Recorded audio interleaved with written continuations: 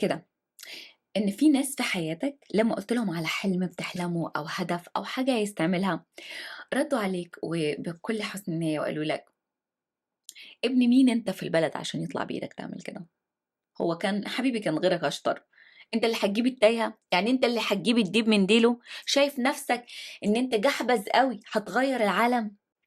شكرًا جدًا على تكسير المقاديف وتوقيف المراكب السايرة. المشكلة لمّا بنسمع وبنصدّق الكلام ده، وفعلًا تقعد تقول لنَفْسك مين أنا؟ آجي إيه جنب الناس الكبيرة واللي طلعت وعملت؟ أنا ما عنديش المؤهلات، ما عنديش الدماغ، ما عنديش الذكاء، وتقعد تشكك في نفسك، وتشوف إن أنت شخص مزيف. دي اسمها imposter syndrome، متلازمة المحتال. إيه ده بقى؟ تعالوا نشوف. ازيكم يا حلوين؟ أنا ديانا، وده ديانا شو. هاتكلم فيه معاكم في مواضيع كتيرة ومختلفة ومتنوعة، بس دايما هيكون الهدف منها نخلي حياتنا أجمل وأحلى وأسعد لينا واللي حوالينا. أتعلم منكم وتعلموا مني، ويا رب أكون عند حسن ظنكم بيا. يلا بينا. تعريف الامباستور سيندروم أو متلازمة المحتال هي حالة نفسية بتيجي عند الشخص اللي بيحس إن هو شخص مزيف ولا يستحق الإنجازات والحاجات اللي عملها أو هيعملها على الرغم من إمكانياته ومؤهلاته. بيحس إن هو مزيف ومش بالشكل اللي الناس شايفاه بيه، على الرغم من عنده كفاءة عالية ومميزات كتيرة. أنواع المتلازمة دي 5. أول واحد اللي perfectionist، الشخص اللي عايز كل حاجة تبقى perfect، الكمال. وطبعا الكمال ده مستحيل لأن الكمال ده ربنا لوحده، فلازم كل حاجة تبقى perfect. لو ما كانتش perfect يبقى أنا كذاب وأنا مش صادق وأنا شخص مزيف. النوع التاني اللي هو بيقولوا عليه الاكسبرتيز، يعني الشخص ليه مسمى تاني اللي هو السيلف هيلب بوك جانكي، الشخص اللي عايز انا لسه مش جاهز، انا لازم اتعلم المهارة دي، لازم اخد الكورس ده، لازم اقرا الكتاب ده، وبيفضل يجمع يجمع يجمع في حاجات، ويجمع في نولج، ويجمع في علم ومعرفة وحاجات كتيرة من غير ما ياخد اي خطوة. الشخص الثالث هو الناتشورال جينيوس، ده اللي هو صغير ماما كانت بتقول له انت ذكي قوي، انت مش محتاج تعمل اي حاجة، انت مش مضطر تضغط على نفسك في اي حاجة، فبيفتكر ان هو naturally بشكل طبيعي ان هو شخص ذكي جدا، فالحاجة لازم تيجي لحد عنده، مش مفروض يبذلها اي مجهود، لانه لو بذلها مجهود فمعناه ان هو شخص غير ذكي، بيتعارض مع الفكرة اللي هو واخدها عن نفسه. في عندنا كمان السوبر هيرو، السوبر هيرو اللي لازم يكون يعني مأدي كل أدواره بكفاءة كاملة وفي كل الأوقات. هو كويس كأب أو كأم، هو كويس كعامل، هو كويس كزوج أو زوجة، هو كويس كابن أو ابنة، هو يعني كل الأدوار بتاعته متكاملة بشكل تام وطول الوقت. ده زي قريب قوي من البرفكشنست. آخر واحد اللي هو السوليسيست، اللي هو بيقول لك أنا مش محتاج مساعدة من حد، أنا بعمل كل حاجة لنفسي، أنا مش عايزة أحتاج لحد، محدش بيعمل حاجة كويس زي أنا بعملها. دي أنواع المتلازمة. المشكلة اللي بيحصل بعد كده ده بيؤدي لحاجة اسمها procrastination. البروكراكسينيشن اللي هي مماطلة أو التسويف، بتفضل تضيع في وقت، ما بتعملش الحاجة اللي أنت عايز تعملها. أنا مش جاهز، أنا ما عنديش المؤهلات، أنا لازم أستنى شوية، آم، أنا مش أنا لازم أعمل كل حاجة في نفسي، مش لازم أحتاج لأي حد، وتفضل تأجل وتأجل وتأجل، والوقت اللي بيعدي ما بيرجعش تاني. فاللي بيحصل بتكبر والوقت بيضيع وما بتعملش الحاجة اللي انت عايزها. المشكلة في البروكراكسينيشن ان هي دي حالة نفسية مش نابعة من الكسل، مش انت مش عايز، مش انت مش مكسل، الحالة دي جاية من خوف، خوف سواء من نجاح او خوف من الفشل. انا خايف افشل، هيقولوا عليا ايه؟ انا خايف انجح، هل انا استحق كده؟ طب انا لو نجحت هتبقى مسؤولية كبيرة، مش عارفة اعمل فيها ايه. ده اللي بيحصل. طب ايه الحل للكلام ده كله؟ علشان دي حالة نفسية متعبة جدا. واحب اقول لكم على فكرة 90% من الاشخاص عندهم الامباستور سيندروم، 10% بيكذبوا وبيقولوا ان هم ما عندهمش الامباستور سيندروم. يعني بمعنى آخر كلنا عندنا الحالة دي، وكلنا في وقت من الأوقات حاسين إن أنا مش كفاية وأنا غير مؤهل وما ينفعش أعمل الحاجة اللي أنا بقول عليها، علشان أنا بقارن نفسي بناس تانية اوريدي قطعت ووصلت. فالحل إيه؟ زي ما قلنا، أول حاجة تآمن إن أنت مش لوحدك، دي حالة طبيعية وحالة نفسية، ويعني وانت عايز تقدم احسن ما فيك، ودي حاجة كويسة، بس ما تخليهاش تعمل لك شلل. تاني حاجة، ما تقارنش بداياتك بنهايات حد، انت ما تعرفش ظروفهم ايه، بدأوا منين، عملوا ايه، الاساس الروتس بتاعتهم بدأت ازاي، الدعم اللي خدوه يختلف عن الدعم بتاعك، فما تقارنش نفسك بيهم. مفيش حاجة هتصل بين يوم وليلة، مش هتقوم الصبح هتلاقي نفسك فجأة حققت كل اللي انت عايزه. كل جبل طلع لفوق، وكل شجرة علت للآخر ليها روتس من تحت، انت ما تعرفش ايه اللي بيحصل تحت. فخليك ركز مع نفسك وما تقارنش نفسك مع حد، المقارنة بتقتل الثقة في النفس. أنا عارفة إن هو easy said and done، ما نقدرش إحنا ما نقارنش نفسنا بغيرنا، ولا إحنا عايزين نشوف نفسنا أحسن ناس وأحسن حاجة، بس أرجوك ابعد عن الحاجات اللي بتحسسك بقلة في نفسك. لو عملت حاجة وواجهت مشاكل، ما تبصش على المشاكل دي كأنها عقبة وده سوء حظ، وانا مش فيش حاجة هتنفع معايا ومفيش حاجة هتظبط معايا، وانا كنت عارف من الأول، انا ماليش في الكلام ده، انا بجيبه لنفسي ليه، انا غاوي وجع دماغ. مش كده خالص. المشكلة والعقبة اللي بتواجهك هي عبارة عن تحدي بيشكلك وبيهيئك للفترة اللي بعديها. انت بتتبني زي ما احنا قلنا في الأول، في ابيسودز فات، ان انت بتبني في نفسك. المشاكل والعقبات دي هي اللي بتهيئك، لان الفشل احسن مدرس للنجاح. فما تبصش عليها ان انت ما تستحقهاش، وان انت ربنا بيقولك ما تمشيش في الحاجه دي. يا سيدي جرب، مشيت حلو، ما مشيتش اجرب بطريقه تانية. اديسون قال انا لما اخترع، لما عمل اللمبه اللي بتنور دي، التجربه الاخيره اللي نجحت عارف فيها ان 99 مره قبل كده ما نفعتش، يعني نجحت معاه في المره المية. فالحاجه بتاخد وقت، والمشكله بتحضرك للي بعدها، بتبني شخصيتك انت كده، بتبني عضل. خليك واقعي مع قدراتك الحقيقيه.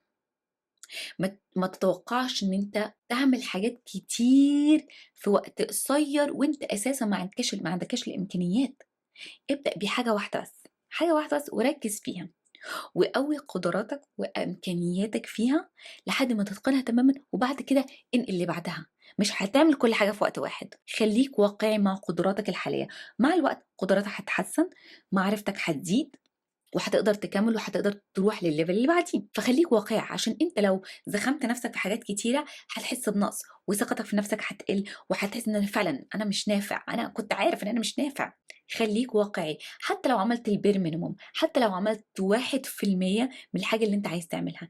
الحاجات الصغيره دي adds up، بتزيد على بعضها. فشويه شويه، يعني حتى البيبي لما بيتعلم يمشي بيمشي وبيقع، بيمشي وبيقع وبياخد، وحتى لو مشي شويه بيمشي خطوه او نص خطوه وبيرجع يقع تاني. ده عادي وطبيعي. فخليك واقعي مع قدراتك، اللي مش هيقوم يجري على طول وما يعرفش. فشويه شويه. كمان حاجه، خليك حنين مع نفسك. لغتك مع نفسك مهمه جدا جدا جدا. ارجوك احنا بنجلد نفسنا وبنجلد ذاتنا بطريقه بشعه. يعني لو انت بتكلم واحد صاحبك كان قطع علاقته بيك من زمان، فاتكلم مع نفسك زي ما تكون بتكلم واحد صاحبك، واحد عايز عليك، واحد بتحبه، واحد عايز تشجعه وعايز تقويه وبتآمن بيه. اتكلم مع نفسك بالطريقة دي، انت أولى.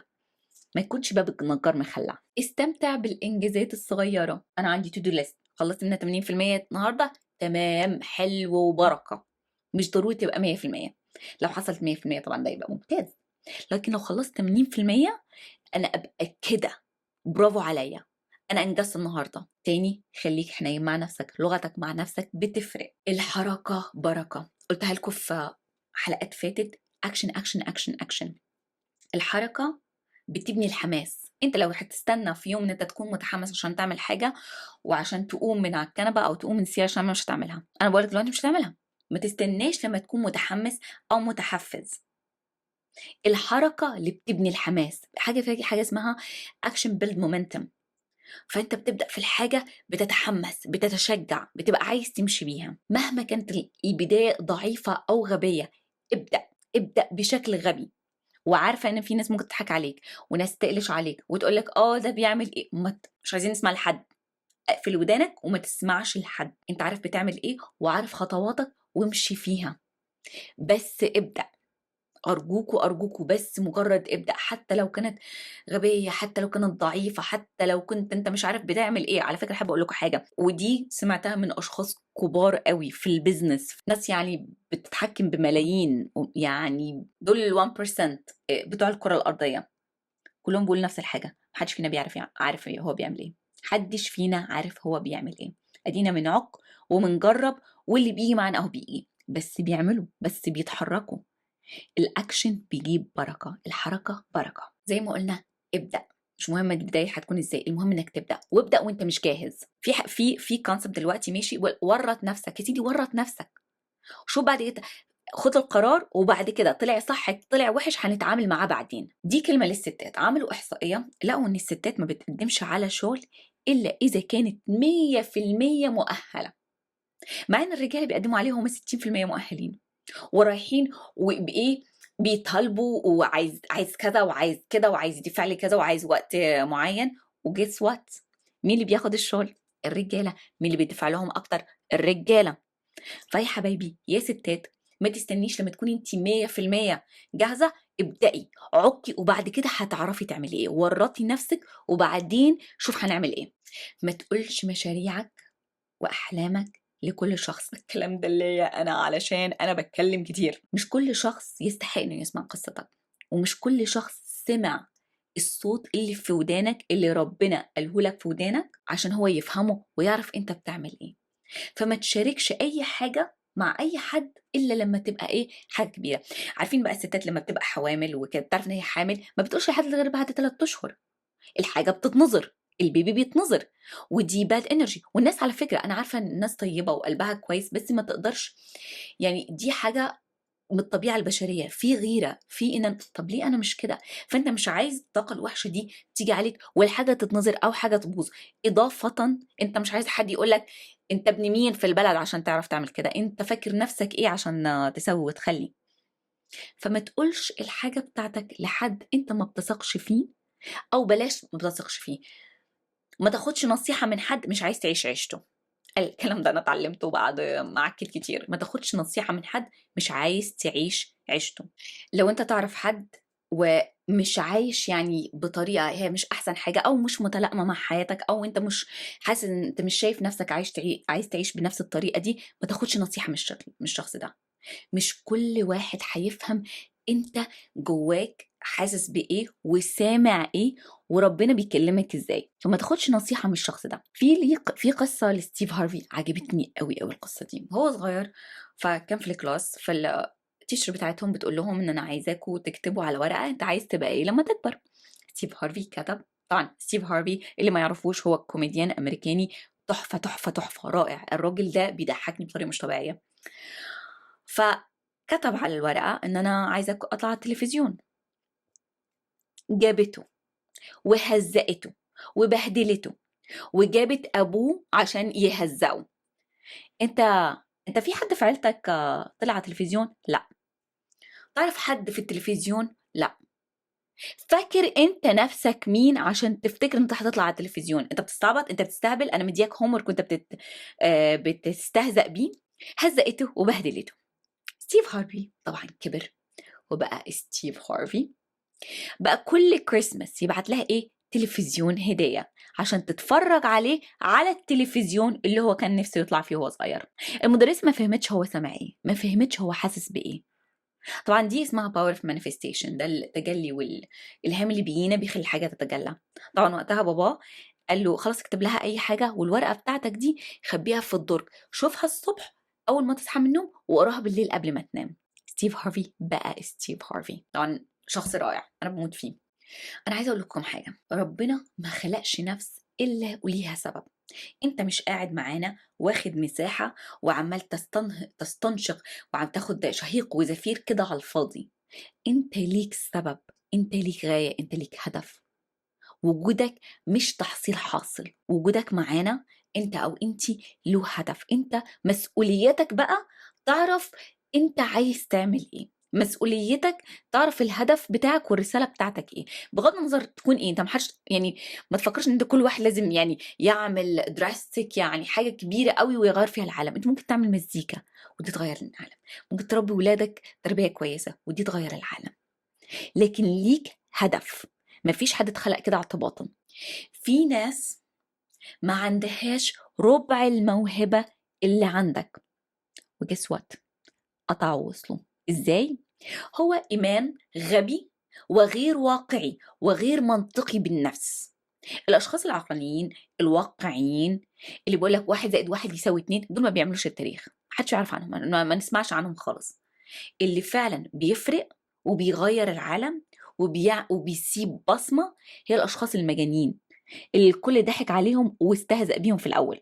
فما تكونش شخص اعتيادي، انت ما اتولدتش وما اتخلقتش على الارض دي عشان تكون شخص اعتيادي. انت اكسبشنال وشخص استثنائي وعندك هدف وعندك رسالة. اللي طلعوا وقطعوا مش احسن منك ومني، واللي عملوا وخلوا مش اذكى منا. هو مجرد ايمان وثقة عمياء غبية غير اعتيادية بالنفس. لو احنا امنا بنفسنا بالطريقة اللي بنأمن فيها بالناس اللي بنحبهم أو بنعجب بيهم، الكلام دي ليكي انت يا هانم يا أستاذة. لا I want to fix him. fix yourself يا حبيبتي. ركزي مع نفسك. لو انت حطيتي جزء من الطاقة اللي انت بتديها للشخص اللي قدامك، اللي احيانا مش دايما احيانا ما بيتمرش فيه، وركزتي مع نفسك، انت هتعملي معجزات. لو انت شفتي البوتنشال بتاعك وشفتي الفيجن والرؤية بتاعتك، انت هتبقي ايه زي ما انت شايفاها للشخص اللي قدامك. انا بقولك من دلوقتي انت هتكسري الدنيا، هتكسريها. نجاحك يعتمد 10% على موهبتك و90% على شغلك وإيمانك في نفسك. الموهبة مش كل حاجة، الموهبة بتتطرب، واللي بيتطرب لازم يتنظف ولازم ياخد بالنا منه. فالموهبة مش كل حاجة. ناس كتيرة مش موهوبة خالص، بس ايه شاطرة في الماركتينج، لسانها حلو، دي بقى موهبتها، بس ما عندهمش ربع الموهبة اللي انت عندك وعملوا زي ما انا قلت في الاول. فالموضوع مش موضوع ان انا اكون ناتشورال جينيوس وانا اتولد بالهبة دي. صح، هي طبعا موجودة 10%، لكن 90% انت هتعمل باللي ربنا اداهولك ده ايه. ده قرارك. تعمل ايه بقى؟ تبقى عيبة وخيبة بجد ان انت تخيب ظن الناس اللي امنت فيك بجد. الناس اللي شافتك ان انت هتوصل تبقى حاجة كبيرة وامنوا فيك اكتر من ايمانك في نفسك، ليهم حق ان انت فعلا توصل. انت ما بتستفدش اي حاجه من تصغر من نفسك وتقلل من نفسك، ما بتفيدش اي حد في اي حاجه. ما تخليش الخوف يسوقك، ما تخيبش ظن الناس اللي بتحبك فيك واللي شايفه ان فعلا انت يجي منك. احنا كتير مننا ربنا بينعم عليه من الناس الحلوه اللي حوالينا دي، اللي شايفه فينا حاجات احنا نفسنا مش شايفينها، ودول اللي بيقومونا. ما تخيبش ظن الناس دول فيك، لهم حق عليك برضو. ما طلعهمش غلطانين ان هم صدقوك وامنوا بيك. دي مسؤوليتك ورسالتك، واللي بيضحكوا عليك النهارده بكره مش هيعرفوا يطلبوك ويتمنوا ان يبقوا في الدايره بتاعتك. فما تسمعش وما تركزش مع النيسيرز، الناس اللي بتكسر المقاديف، الناس النيجاتيف، الناس اللي ما عندهاش كلمه حلوه تقولها. الناس دي مش هتعرف توصل لك. والسبب ان هم بيقولوا لك الكلام السلبي ده عشان نجاحك بيهدد عجزهم ان هم ياخدوا الخطوه اللي انت هتاخدها. خليك فاكر كده، من مصلحه الاشخاص اللي تحت ان هم يفضلوا يشدوك لتحت، ان انت ما تطلعش. عشان انت لو طلعت معناته انت قدرت، معناته ان انا اقدر كمان، معناته ان لازم اقوم واعمل الشغل وانا مش عايز. افتكر كده. انا بقالي 3 سنين عايزه اعمل البودكاست ده. ايه اللي اخرني 3 سنين؟ الامباستر سيندروم. عشان قال لي قبل كده انت فاكره نفسك مين؟ لا انت بتحبي تتفلسفي وتتكلمي كتير، لا انت فاكره نفسك بتفهمي في كل حاجه، مؤهلاتك ايه عشان تطلعي تتكلمي في الكلام زي كده؟ على اول على الاخر انا ممثله، وما خدتش شهاده في تدريب المهارات الحياتيه، وما عنديش شهاده في السايكولوجي، لكن انا من جوايا حاسه ومؤمنه ان انا ممكن فعلا كلامي يفرق مع حد ويأثر فيه.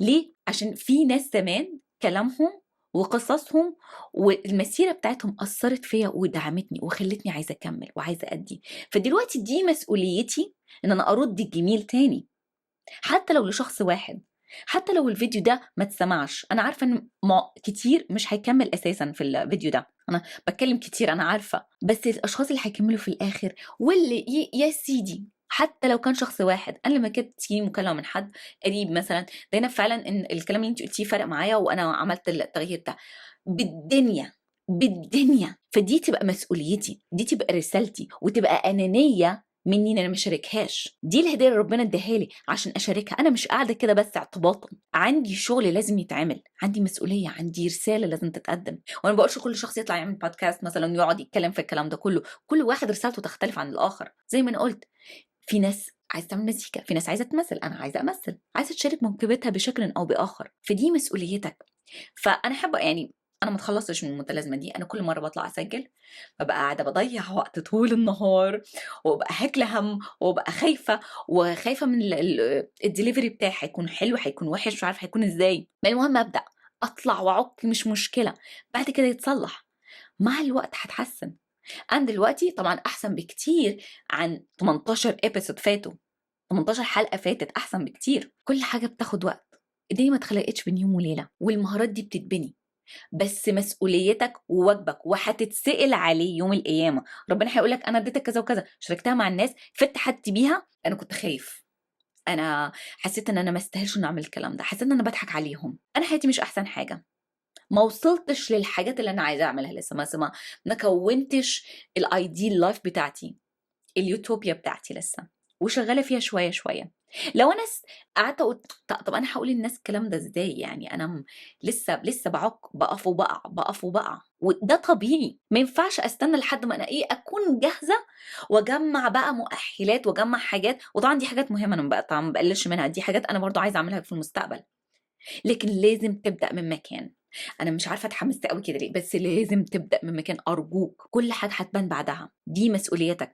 في quote لدكتور وين داير بيقول فيه: ما تموتش والمزيكا لسه بتلعب جواك. عملوا إحصائية وكلموا الناس اللي بتودع، اللي على فراش الموت زي ما بيقولوا، وسألوهم إيه أكتر حاجة ندمانين عليها؟ أكتر حاجة الناس دي كانت ندمانة عليها أكتر من أي حاجة عملوها، الحاجات اللي هي ما عملوهاش، الكلمة اللي ما قالوهاش، الحاجة المزيكا اللي جواهم واللي ما طلعوهاش، دي أكتر ندم. ولما توصل لمرحلة إن أنت خوفك من الندم على الحاجة اللي ما عملتهاش يبقى أكبر بكتير من خوفك من الحاجة نفسها، هتفرق معاك، هتقطع معاك. لازم تخرج من دايرة الأمان بتاعتك عشان تواجه مخاوفك، عشان تزيد ثقتك في نفسك وتقدر تفيد نفسك وتفيد غيرك. ده الحل الوحيد للإمباستر سيندروم. زي الأطفال اللي بيعلموهم يسبحوا، ما بيقعدش بقى في كتير ناس عشان تعلم الأطفال تسبح بتروح واخدها ارميها في المية، بتورطها، يلا بقى شوف هتعمل ايه. ورط نفسك، اللي نجحوا وقطعوا مش احسن منك. انا احيانا كتير بقعد اتفرج على التلفزيون الامباستر سن، طب والله انا اعمل احسن من كده، طب والله انا بيجي مني احسن من كده، طب ما تعملي، وحد هيشك وحد ماسكك. بس في حجج، طلع مليون حجه، ونأخر ونماطل ونضيع وقت، والوقت بيعدي وما بيرجعش. انا اول عن اخر انت ما بتفيدش حد لما تصغر من نفسك، ما بتفيدش حد لما ما تشاركش الهديه والموهبه اللي ربنا اداها لك، اللي هتتسال عليها يوم القيامه عملتي بيها ايه وانت مش محتال. صدقني صدقني صدقني، ما حدش من الناس الكبيره اللي وصلت كانوا عارفين هم بيعملوا ايه، كانوا بيخبطوا اي حاجه واللي هيجي معاهم، بس كانوا بيعملوا، كان في اكشن، كان في حركه. ف nobody knows what they're doing. انا واحده صاحبتي عزيزه عليا الكلام ده لما كنت بقول لها عايزه اعمل بودكاست بس ما بداتش فيه، قالت لي دينا انا كلمت ناس كتيره ولايك ناس عندها بيج كومبانيز وبيشتغلوا بالملايين والمليارديرات وحاجات كتيره قوي، ما حدش فينا عارف بيعمل ايه، احنا بنجرب، بس جرب عشان ما تموتش والمزيكا لسه جواك. يا رب استمتعتوا بالحلقه، يا رب ما كنتش انا عملت حاجات كتيره في ايديا، انا حسيت تحمست قوي في الحلقه دي، بس انا فعلا استمتعت بيها معاكم، وفعلا الموضوع قريب جدا ليا، انا فعلا عانيت منه وما زلت اعاني منه. فيا رب كله يطلع المزيكا اللي جواكم وتعيشوا حياه مليانه خير وبركه وفيها رساله، عشان ما فيش حاجه احسن من حد يجي يقول لك انت كلمتك اثرت فيا بطريقه ايجابيه، انت عملت فرق في حياتي بالدنيا. يا رب استمتعتوا بالحلقه، ولو عجبتكم اعملوا لايك سبسكرايب وشير، وحابه اسمع منكم في الكومنتات. اشوفكم المره الجايه.